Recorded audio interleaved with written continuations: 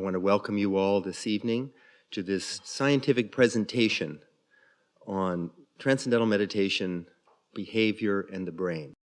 It's been a long time coming. I've been meditating for 45 years, and I have been teaching Transcendental Meditation for 42 years. And I think anyone who's been meditating, how many people here do some form of meditation? That is almost everybody. The interest in meditation has been, steadily not moving much for decades. And, oh, you meditate, that's nice, I'm sorry to hear it. For decades, almost. Even though in Transcendental Meditation, millions of people had learned it over the years, nonetheless, it hadn't hit the mainstream. And just in the last year or two, I think, wouldn't you say, there's been just a spike of interest in meditation in general and specifically Transcendental Meditation. And I think there's three main reasons. One, the problem of stress has become so acute, so severe, so chronic, so toxic, and everyone is aware of it. Two, conventional approaches have proven largely ineffective to address the problem. You can't take a pill to prevent toxic stress or trauma. And you can't take a pill to cure it. You can mask it. And third, science. The amount of research on meditation in general, published, peer-reviewed research in top refereed journals on meditation in general and Transcendental Meditation is so significant and so dramatic.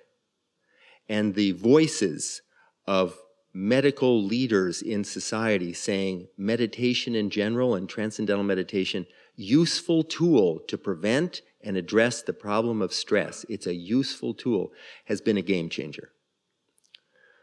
We often think of meditation or Transcendental Meditation as maybe a luxury for people who have the time to meditate, the resources to meditate.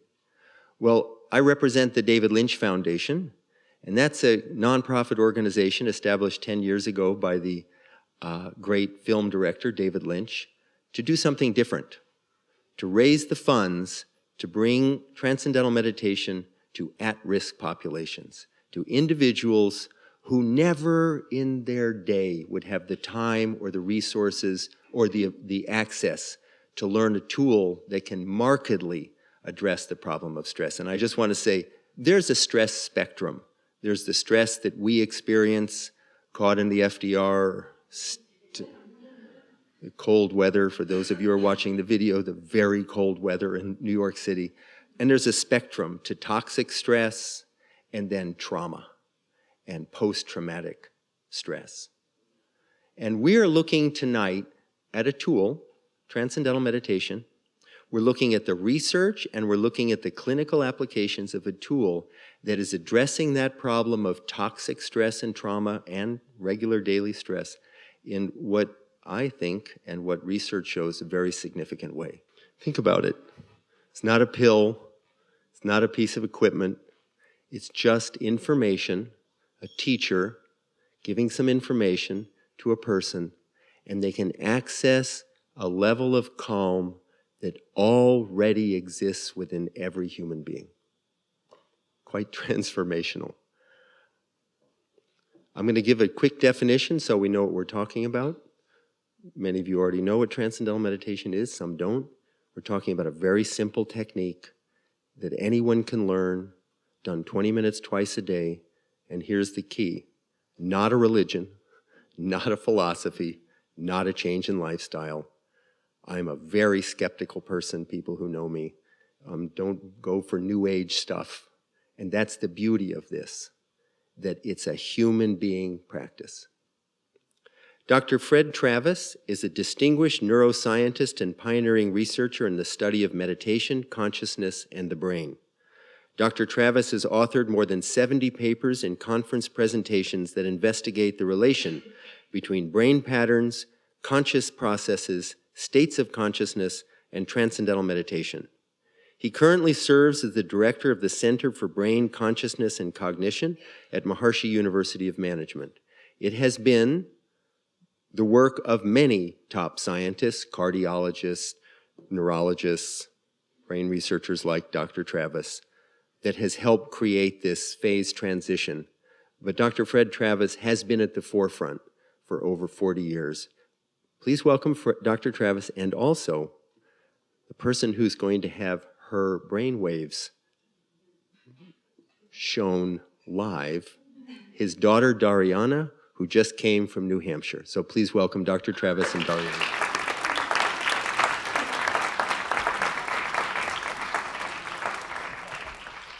Good evening. Thank you for the kind introduction, Bob. Tonight I'll be talking about meditation, transcending, and the brain. First, about meditation. Meditations can be seen to fall into three categories: focus attention, open monitoring, automatic self-transcending. Focus attention, it's concentrating, mind control, mental control. And when you concentrate, you see a very fast wave. It's called gamma EEG. Gamma is reported in meditations such as Zen, Qigong, compassion meditation, Vipassana meditation. Second category, open monitoring. This is any meditation that involves dispassionate observation of breath, emotions, thoughts, bodily sensations. Attention to internal experiences are associated with another brainwave. It's called theta. It goes up and down 5 to 7 times per second. And theta is reported during mindfulness meditation, Kriya Yoga. The third category is automatic self-transcending. This includes any meditation that transcends its steps of practice. These meditations start with thinking and end up with pure self-awareness or pure consciousness without thoughts, feelings, or sensory perception. Alpha-1 EEG is reported when awareness is turned within, is silent, alert. Alpha-1 is reported during Transcendental Meditation. Also, a 45-year case study of a Qigong master. The Qigong master developed automaticity through extensive practice. In contrast, automatic transcending is built into the Transcendental Meditation program so that people report pure consciousness experiences after a few days of practice. This is getting into the second point of my talk, transcending, pure consciousness. Pure consciousness is fundamentally different than customary waking experiences. Waking experiences can be summarized as subject, observing object. You right now are the subject, observing me as the object. You can reflect on what I'm saying. You can reflect on what you're seeing. Pure consciousness is a different kind of experience. It transcends the customary structure of waking experience. We could say pure consciousness is subject, observing subject. Intellectually, this is true. However, more accurately, pure consciousness is pure self-awareness. Our individual mind identifies with its inner nature and becomes that state. So let's look at the brain model of pure consciousness. This is my third point. Here's the brain. Person's looking to the right. The center of the brain is called the thalamus. It's a red oval you see there. A researcher stained the thalamus and found 2 different types of nuclei. One type received sensory information, sight, hearing, touch, taste. Feedback loops between these nuclei and the cortex develops a neural picture of objects in the world. That's where Dariana, my daughter, and I are in your brain. The other type of nuclei receive internal stimulation up the brainstem. These also create feedback loops, and they determine levels of wakefulness. This is our customary experience. You're awake, there's content, you're having waking experience. Transcending systematically decreases the content. Thoughts are transcending, revealing the state of consciousness or pure wakefulness that is already there. Wakefulness circuits. You could say the content of this experience is emptiness because there's nothing there, no phenomenological content is there. Or you could say that the content of this state is wakefulness itself. It's self-awareness, full and free from relative experience. This brain model supports the brain waves seen during pure consciousness experiences.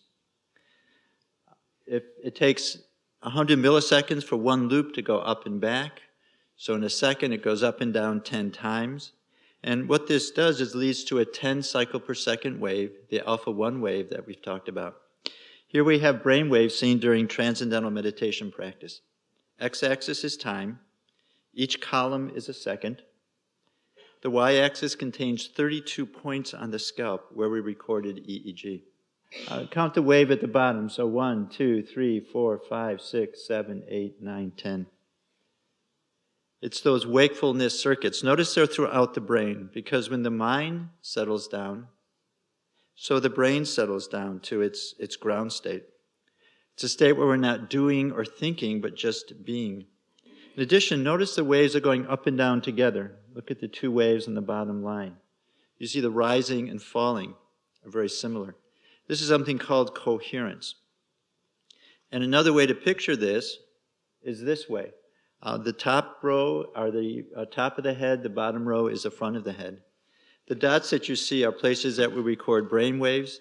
There's a line between dots if those parts of the brain are coherent, 80% or more. What coherence means is that those parts of the brain are working together in whatever the task is. Now notice the coherence is in this alpha 1 frequency. It's very high in the front of the brain. As the part of the brain that's central for executive processing, for impulse control, for sense of self. And we see this high frontal coherence spreads throughout the brain. This side presents blood flow patterns during transcendental meditation. The red color indicates higher blood flow. And notice it's in the front of the brain, the executive system. The blue color indicates decreased blood flow. This is the brainstem, cerebellum. This is a part of the brain that revs you up. This is a part of the brain that got you out of the house into the cold. Now, lower blood flow in these brain areas leads to the experience of silence, of calm, and at the same time, higher blood flow in the front leads to alertness. It's a unique state of restful alertness. And the benefits of contacting pure consciousness is the brain begins to integrate the restful alertness of pure consciousness into daily life. You're transforming the inner nature of the mind. It's like dyeing a cloth. You put a cloth in dye, it comes out saturated in color. You put it in the sun, a little bit stays. You put it back into the dye, back into the sun. And what happened, gradually the color becomes fast. Similarly, by transcending and coming into activity, you bring the restful alertness of pure consciousness to support each day greater success. I'll just review 3 lines of research, and then my colleague and friend Dr. Stixrud will go more deeply into the applied benefits. This random assignment research was done with 10 to 14-year-olds. We use a brain measure of attention deficit hyperactive disorder, theta EEG over beta EEG. At baseline, both groups had high levels of ADHD symptoms, that's on the left. One group were trained in transcendental meditation, that's the solid blue line, and you notice the severity of attention deficit hyperactive disorder started to go down. The middle, 3 months, now the control group learned, and so both groups are practicing TM. We notice that both groups, this marker of ADHD has dropped. The experience of pure consciousness gives a new basis of living life for people with post-traumatic stress disorder. Research reports that TM practice leads to substantial reductions in PDS symptoms in Vietnam vets and Iraqi vets. The research shown here reports the effects of transcending on refugees, African refugees. And what we see is that in 30 days practice of transcendental meditation, their PDS symptoms went to non-symptomatic and remained low. The last random assignment study I'd like to look at is college students. It's not a clinical group, but they're dealing with a great deal of stress. This is looking at brain integration, and frontal alpha coherence is a key measure, part of that measure. At baseline, both groups were similar. That's the 2 bars on the left. Then the subjects in the TM group, the blue column, were trained in transcendental meditation. The control group just did their usual college activities. Now, the post-test was 3 months later, and those are the 2 bars on the right. Post-test was just before finals week. Huge stress for the student. Staying up late, fatigue reduces vigilance, it reduces ability to learn, stress. And what we're seeing here is what is a functioning of the brain in a very stressful situation. And we see those people who've been transcending for the 3 months, they actually have higher levels of brain integration. They didn't perceive finals week as stress, they perceived it as challenge. The inner nature of the mind has changed, and so they were able to perceive the situation and deal with it in a much more effective way. By changing your inner nature, you can begin to see problems as challenges rather than as stresses. The students trained in Transcendental Meditation also had greater reductions in negative personality traits, that's the first 3 set of bars, and greater improvements in positive personality traits, the last 4 sets, including better emotional behavioral coping. So now let's look at EEG in real time. So what we're seeing is Dariana's EEG from the 2 frontal leads. These are the 2 leads you see in the first 2 rows. And it's from the left and right side. We're looking at the brain, front of the brain, because that's where the major changes occur during TM practice. Now, this is what your brain looks like when 150 very intelligent people are looking at you. And what you notice is the bottom line, which is looking at coherence, is highly variable. It goes from, at the very bottom of that row is 0 coherence, up to the top, which is perfect coherence. And coherence, again, is how different parts of the brain are working together. In this case, it's the frontal areas of the brain. Okay, so we'll have Dariana close her eyes, and before she does that,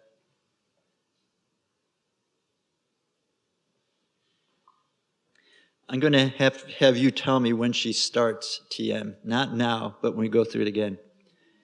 So you can close your eyes and start your TM practice.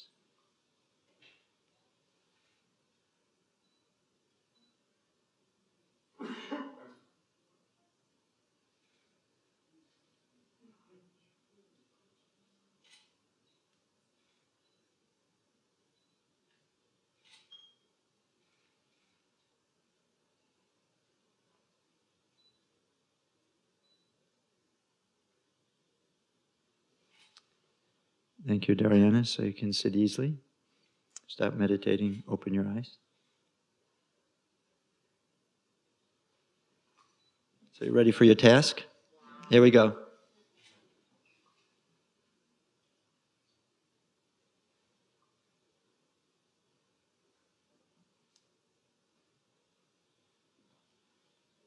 So notice very highly variable coherence. That's a healthy brain, by the way. It's okay.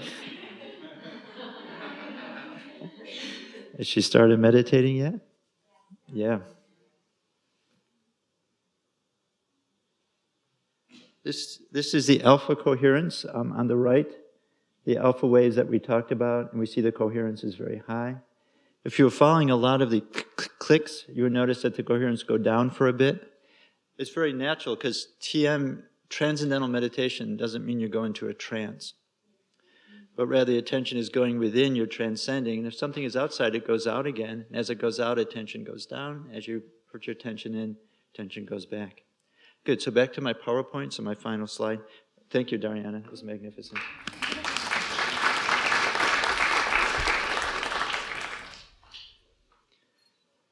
So transcending leads to a distinct experience, pure consciousness, that transforms the inner nature of the mind and so provides a new platform for living life.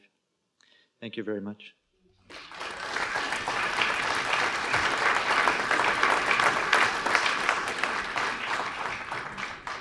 Dr. Bill Stixrud is a leading clinical neuropsychologist and director of the Stixrud Group, a Washington, D.C.-based group practice specializing in the neuropsychological assessment of children, adolescents, and adults with learning, attentional, social, and/or emotional disorders.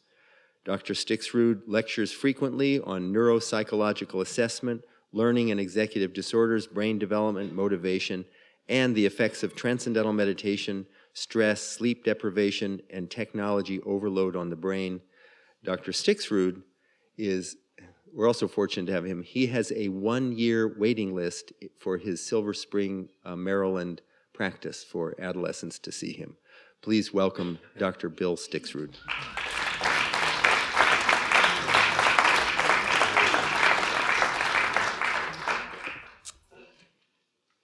So it's true. I'm a clinical neuropsychologist, and for the last 30 years, I've made a living by testing kids who have learning issues or attention problems or autism or emotional problems. And it's a fantastic job, and in part because it's interesting and fulfilling, and in part because I love the answers that kids give me to questions. I've been following this boy for some years who I saw him first when he was 5, and he's now a young adult and doing extremely well. But what I remember most, when he was 5, I asked him the first question from a test of vocabulary. I said, "What's a cow?" And he said, "I can't believe you don't know that." So tonight I'm going to talk to you about TM and the teenage brain. And what I'm going to focus on is how is the teenage brain different from an adult brain? And why do adolescent brains desperately need meditation? And how can TM prevent and treat the kinds of problems that are so absurdly prevalent in young people these days? So the first thing I want to tell you, I want to focus on a couple of brain structures and chemicals for our purposes. Fred talked about the prefrontal cortex, and that's a big part of our story. And I also want to tell you about the amygdala. How many know the amygdala? So the amygdala is part of the brain's threat detection system. And the amygdala is sensitive to emotional context of experience, but it's really sensitive to anything that's potentially threatening. So fear, anger. And when the amygdala senses threat, it will start your fight or flight response, your stress response. And when you're in your right mind, what happens is your prefrontal cortex will regulate the rest of the brain. It'll guide your thinking and behavior, and it'll regulate the amygdala. It'll calm the amygdala down. And when you're stressed, what happens is that the amygdala is regulating your rest of the brain. And so one of the first points, the major point about adolescent brain is that this prefrontal cortex is very slow to mature. We know that the cognitive functions of the prefrontal cortex aren't mature until 25 plus minus 3. The emotional regulation functions aren't mature until 32 plus minus 3. So those of you who have immature boyfriends, I mean, there's still hope. But I will say, I lecture about the most useful stuff I've learned about kids' brains, and this is the number one thing, because it's so encouraging. It gives people hope. People whose kids are struggling, they're struggling when they're 16, to tell them they're going to have a different brain when they're 18 or they're 20 or they're 24. And as this cortex matures, what happens is that not only does it become more mature in the way it functions, it comes online and it starts to do stuff that it didn't used to do. So if I showed you a picture of somebody experiencing fear, what activates in your brain is a little bit in the amygdala, because the amygdala senses the fear, but a lot in the prefrontal cortex. You show a 16 or 17-year-old a picture of somebody who's afraid, and they have trouble judging what the emotion is, and what activates in their brain is largely the amygdala. The prefrontal cortex doesn't activate very much to do that. It comes online, and it progressively comes online, and so much of the transition between being a kid and being adult is this unfolding of the prefrontal cortex. And what I'm concerned about is that so many kids that I see, and whether they're poor, whether they're rich, whether they're smart, whether they have learning issues, and you can be smart and have learning issues too, but they're so stressed, and I worry that they may not be developing healthy prefrontal cortex.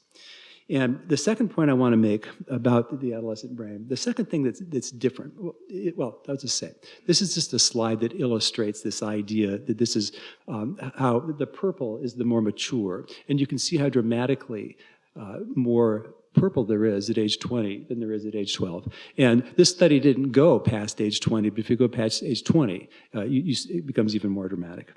Now, the second major thing about teenage brain is that there's changes in the brain's reward system. And what I'm talking about is these deep centers in the brain that send the neurotransmitter dopamine to the rest of the brain. And dopamine, you think about it, it's the power switch. It's the energy source. Dopamine is what you have in your brain when you're excited about something, when you're motivated about something, when you're anticipating something cool happening. You have high levels of dopamine.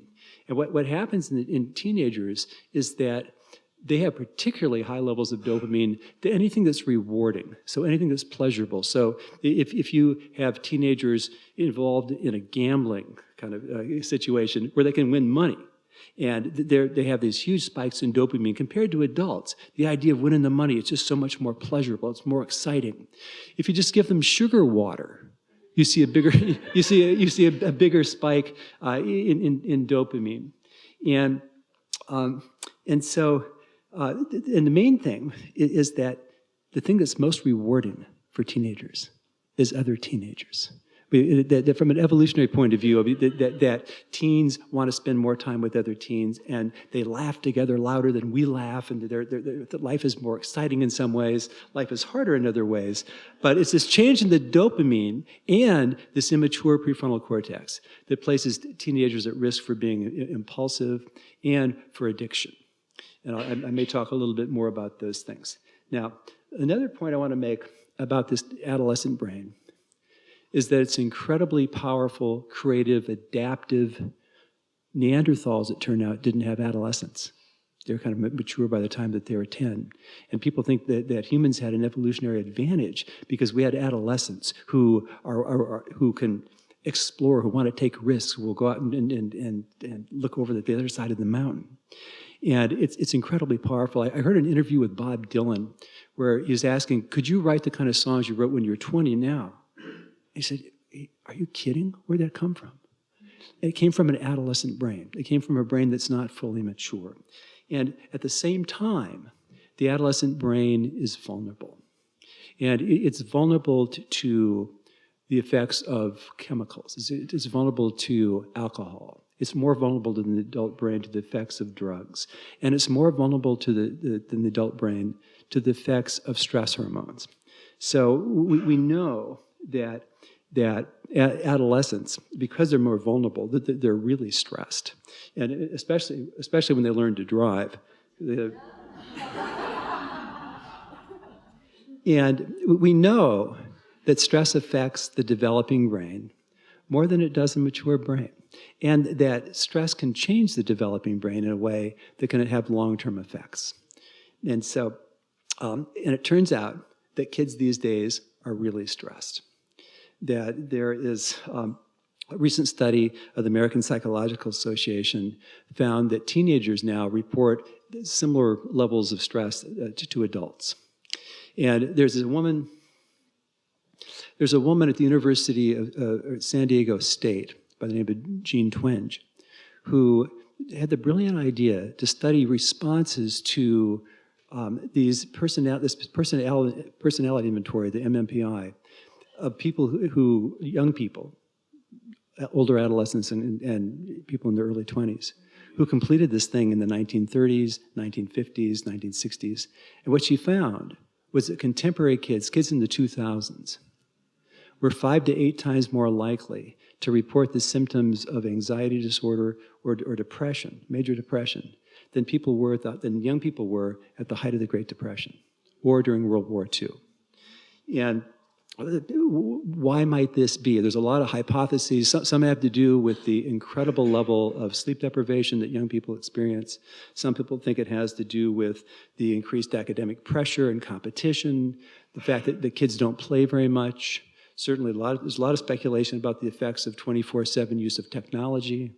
And it's a little frightening to know that the more time kids spend in front of a screen, the more attention problems they have, the more behavior problems, the more psychological problems, the more physical health problems. And this vulnerability to stress, it's a big deal in many ways, and not least of which is that one of the major tasks of being a teenager and a young adult is learning. And we know that when you're stressed, I mean, have the experience yourself, it's hard to pay attention. It's very hard to pay attention to something other than what you're stressed about. And from an evolutionary point of view, it makes sense, because if you're attacked by a predator, it wouldn't make much sense to focus on something else. It wouldn't go well. And by the same, and the deeper parts of our brain that do the stress response, they don't know the difference between being late for work and facing a predator. So it's just the way our brains work. We evolved that when we're stressed, we respond instinctively. We aren't supposed to learn. We aren't supposed to evaluate information. We aren't supposed to commit complex things to long-term memory and retrieve it easily, and we can't. And so that Amy Arnston, who is a major stress university at Yale, says the prefrontal cortex, it's the Goldilocks of the brain. What she means by that is that the prefrontal cortex depends on a very delicate balance of the neurotransmitters that run it, basically dopamine and norepinephrine.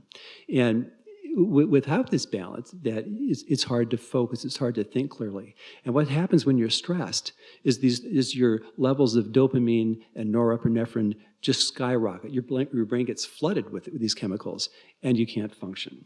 So, and if after the question and answer, if you think to, ask me about my experience as a student at University of California, Berkeley. I have an interesting story about this.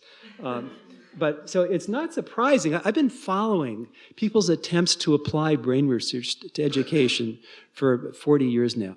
And by far, the most common implication from brain research to education is that the optimal internal state for learning is relaxed alertness. Because you have to be focused, you have to be alert, but you can't be stressed. And we know too that the optimal educational environment is characterized by high challenge, low threat. That we're bored if we aren't sufficiently challenged, but if we're threatened, our brain doesn't work. And so TM, let me talk to you a little bit about TM. What we know about TM in relation to learning is that it seems to do to the teenage brain about what it does to the adult brain. In other words, if young people meditate, it works. And Fred's studies of middle school students, of college students, find that you see these changes in the electrical activity of the brain that allow for better concentration, that when you're less stressed, you can focus better, you can resist distraction better, and when you have this increased coherence in brain functioning, you can organize your thinking better. You have your sense of priorities is better. You can integrate information better. You see a larger perspective, and so there's a lot of evidence now that TM, including these things, that the improved learning, school performance, a lot of evidence. This faster processing speed, higher nonverbal intelligence, this improved executive functions. And in my field, the executive functions, which include planning and organization and the ability to inhibit and the ability to be flexible, are considered much better predictors of how you do in life than IQ. And this is a big deal, and the fact that by organizing the brain, by this experience of transcendence, improving the way the brain functions, improving these executive functions, it's really a big deal from a learning point of view. And from a mental health point of view, people are talking about an epidemic of mental health problems in adults and young people as well. In addition to the anxiety and depression, there's unprecedented levels of chemical use and sleep disorders and self-cutting and self-burning and chemical problems. And the experts in child mental health say that a lot of this stuff, maybe most of it, can be prevented, because these problems are all stress-related problems. And that if you do a functional imaging of brains of adolescents and adults who have anxiety disorders or depression, what shows up more consistently than anything else is a hyperactive amygdala. An amygdala that is bigger, stressed. When you're stressed for a long time, your amygdala gets bigger, it gets more reactive. You look at somebody who's been traumatized or somebody who's really stressed, and their amygdala lights up like a Christmas tree. These are stress-related disorders. And you can just take stress chemicals, the stress hormones, and inject them into a rat, and a rat will start, it doesn't start to cry or anything, but it gets lethargic and it looks depressed. So these things are stress-related problems, and these things, what happens is that, as I said before, that stress affects the teenage brain more. And so what happens if a kid gets depressed, say at age 14, who'd never been depressed before, and the average age of onset now of depression is 13. It used to be 42. But if it gets depressed, the idea, people are saying that it scars the brain, that it makes some changes in the brain that even if a kid gets better, still may be more pessimistic, still have more sleep-related problems. And what we know about TM, there are no studies of clinical populations, except for a couple studies of ADHD. But there's no studies of kids who have anxiety disorders or depression. But there are several studies in adolescents, including middle school, high school, and college, that show significant reductions in anxiety, particularly trait anxiety. So people who tend to be chronically anxious, that experience significant reductions in anxiety.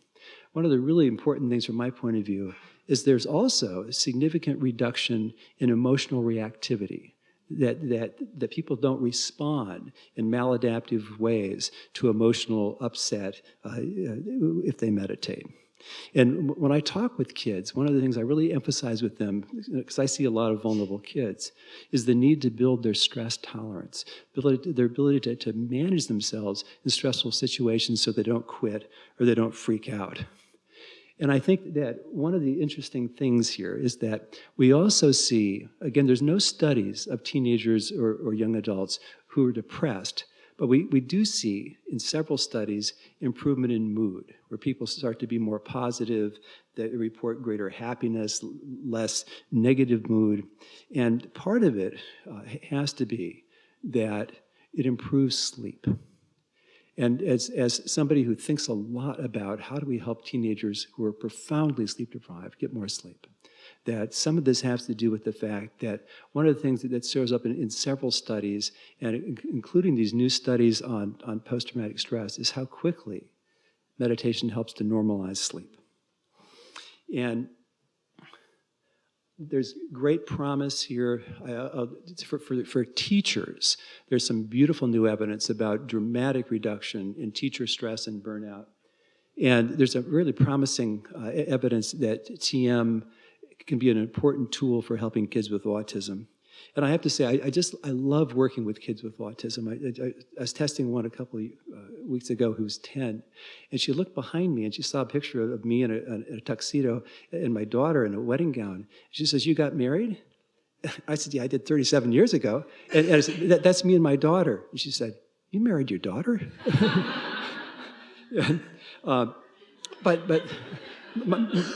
But my friend and former colleague, David Black and Norman Rosenthal, who figured out seasonal affective disorder, and along with Bobby Roth, wrote arguably the best existing book on TM, have done very interesting pilot work on autism that I will tell you more about. And the last thing I want to tell you, I'll tell you a story about this later. I'm completely in the tank for the David Lynch Quiet Time programs. The research on it is showing where kids are meditating twice a day in school, is showing improvement in all kinds of important areas. And I'll tell you about some of my own experiences in the question and answer. And the last thing I'll say is that because teens are so rewarding to each other, what I'm focusing on now in my own work is trying to get kids in schools to meditate together, developing meditation clubs or even meditation buddies, having schools develop study halls where kids can meditate. Because teenagers, they typically don't want to do stuff that other kids aren't doing. And the brilliance of these David Lynch school programs is that everybody's doing it.